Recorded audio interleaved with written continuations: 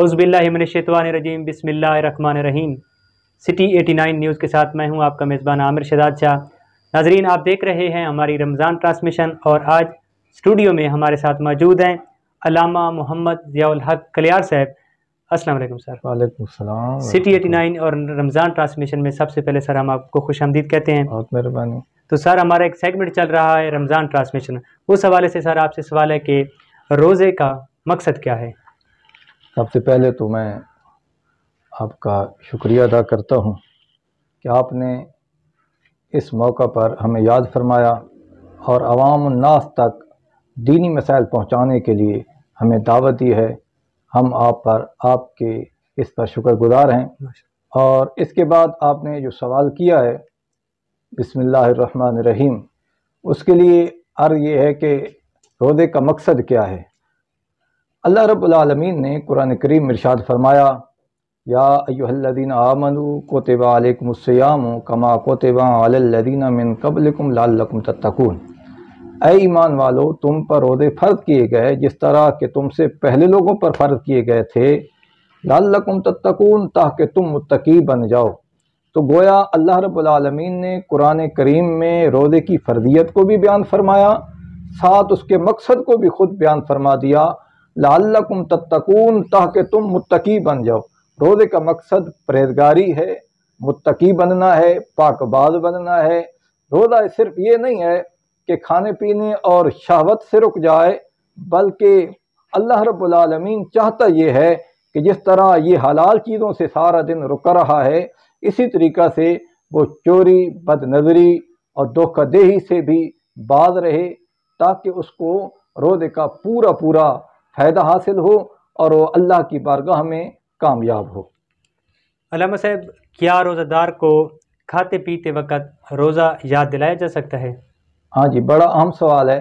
معاشرے میں ہمارے بڑے اس کے عام طور پہ لوگوں میں بڑی ڈسکس رہتی ہے کہ روزہ دار اگر روزے کی حالت میں کھا رہا ہے تو کیا اس کو یاد دلانا جائز ہے یا نہیں، کیا اس کو یاد دلایا جا سکتا ہے یا نہیں۔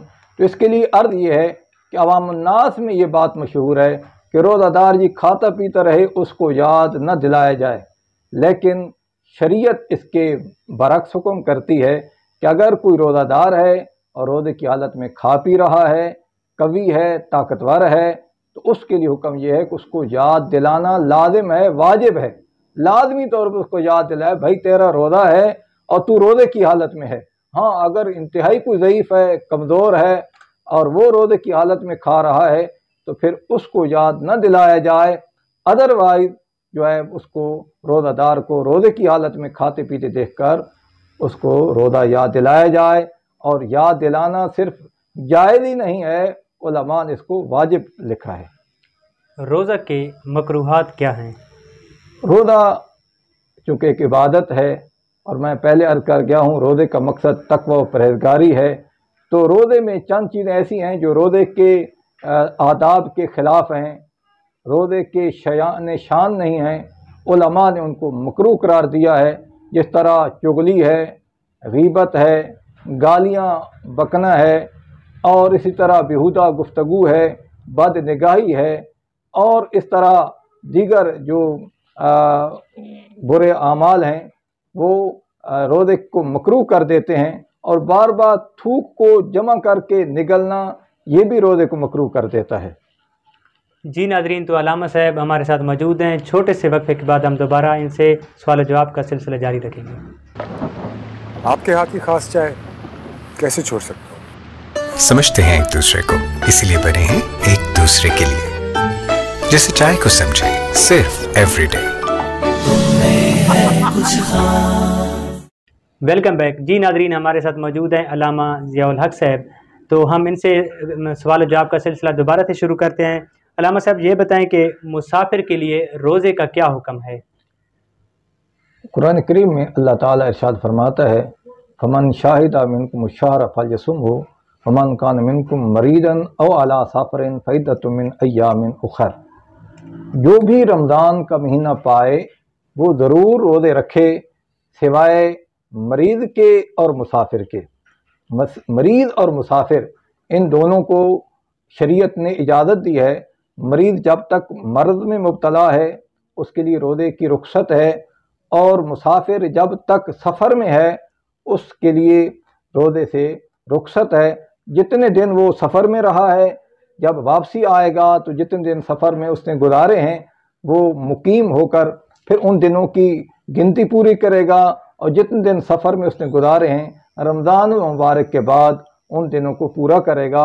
और यहाँ ये बता देना भी मैं ज़रूरी समझता हूँ कि अगर कोई आदमी मुसाफिर है और सफ़र से उसमें रोज़ा नहीं रखा, चूँकि रुख्सत है उसके लिए, लाहौर से फ़र्ज़ की तो आज कोई आदमी निकला है सुबह, उसने रोज़ा नहीं रखा, तो घर पहुँच गया है असर के बाद या असर से पहले, तो अब ये नहीं हो सकता कि घर में वो आए और उसके लिए खाना तैयार हो, क्योंकि रोज़ा तो उसका है नहीं। तो घर वाले ये नहीं है कि उसको पानी पेश करें, रोज़ा उसका नहीं है तो उसको लिए खाना तैयार करें, चाय तैयार हो, ये जायज़ नहीं है। अब घर में पहुंच गया है, अब मुकीम बन गया है, तो अब उसके लिए बकिया वक्त रोज़े की हालत में गुजारना वाजिब है। जब तक मुसाफिर था उसके लिए रुख्सत थी, मुसाफरी में सफ़र में वो खा पी सकता था, लेकिन जब घर पहुंच गया है तो मुकीम बन गया है, अब बकिया वक्त घर में कोई चीज़ खा पी नहीं सकता। इसी तरीक़ा से अगर मरीज़ है वो सेहतयाब हो गया है तो उसके लिए भी बकिया वक्त रोज़े की हालत में गुजारना होगा। अगर कोई औरत हैज़ में है और हैज़ से फारिग हो गई है तो अब उसका बकिया वक्त रोज़ादार की तरह उसका गुजारना ज़रूरी और वाजिब है। अल्लामा साहब, एक और अहम सवाल के अज़ान तक सहरी करना कैसा है? हाँ जी, ये बड़ा अहम सवाल है और मुआशरे में इससे अक्सर लोग पूछते रहते हैं कि जी अज़ान तक सहरी करना कैसा है। तो सहरी का वक्त अज़ान से कबल है। अज़ान जो है वो सहरी के बाद दी जाती है। दो चीज़ें हैं, अगर अज़ान पहले दी जाए सहरी के वक्त तो फिर सहरी नहीं होगी, फिर अज़ान नहीं होगी, फिर अज़ान नहीं होगी क्योंकि वो वक्त से पहले हो चुकी है। और अगर अज़ान अपने वक्त पे हुई है और कोई आदमी अज़ान तक खाता पीता रहता है तो फिर उसका रोज़ा नहीं होगा, इसलिए कि ये सुबह जो अज़ान है ये सुबह का ऐलान है और सुबह से पहले पहले उसका सहरी का टाइम है जो कि अज़ान से पहले तक है। अगर अज़ान शुरू हो जाए, इसलिए उलमाए किराम ने जो कैलेंडर तश्कील दिए हैं उसमें उन्होंने अज़ान और सहरी का दरमियान में 5 मिनट का वक्फ़ा रखा है ताकि सहरी करने वाला सहरी तक महदूद हो जाए और अज़ान अपने वक्त में हो। और अगर कोई आदमी सहरी को अज़ान तक मौखर करता है तो उसका ये अमल जायज़ नहीं है और रोज़ा उसका होगा ही नहीं, इसलिए कि रोज़े की इब्तिदा ही वो सुबह हो गई है और सुबह हो गई है तो रोज़े का आगाज़ ही उसका नहीं हुआ है, इसलिए रोज़ा नहीं होगा और सहरी तक खाना पीना ये जायज़ नहीं है। अल्लामा साहब, आखिरी और सबसे अहम सवाल कि औरत को रोज़े की हालत में अगर हैज़ आ जाए तो रोज़े का क्या हुक्म है? जी, औरतों के मुताल्लिक़ मसाइल ये भी चूँकि मुआशरे का हिस्सा हैं और लाज़मी जुज़ हैं, और हैज़ ये औरत की फितरत में है, तो हर महीने औरत को ये आर्ज़ा लाहिक रहता है। लिहाजा रोज़े की हालत में अगर कोई औरत के साथ ये मामला पेश आ गया है तो उसके लिए हुक्म ये है कि अब उसका रोज़ा टूट गया है, रोज़ा उसका फासिद हो गया है, रोज़ा उसका ब्रेक हो गया है, अब बकिया वक्त वो रोज़े के बगैर रहेगी।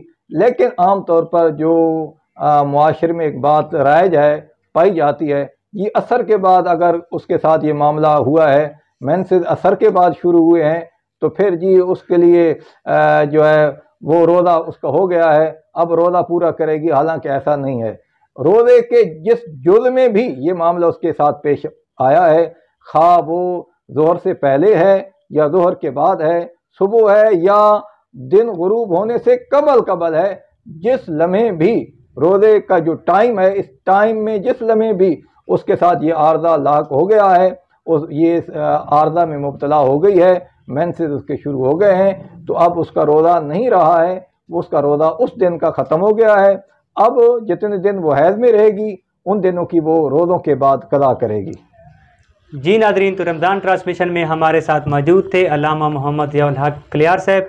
तो इंशाअल्लाह कल एक नई शख्सियत के साथ रमज़ान ट्रांसमिशन में दोबारा हाज़िर होंगे, तब तक के लिए हमें इजाज़त दीजिए। अल्लाह हाफ़िज़।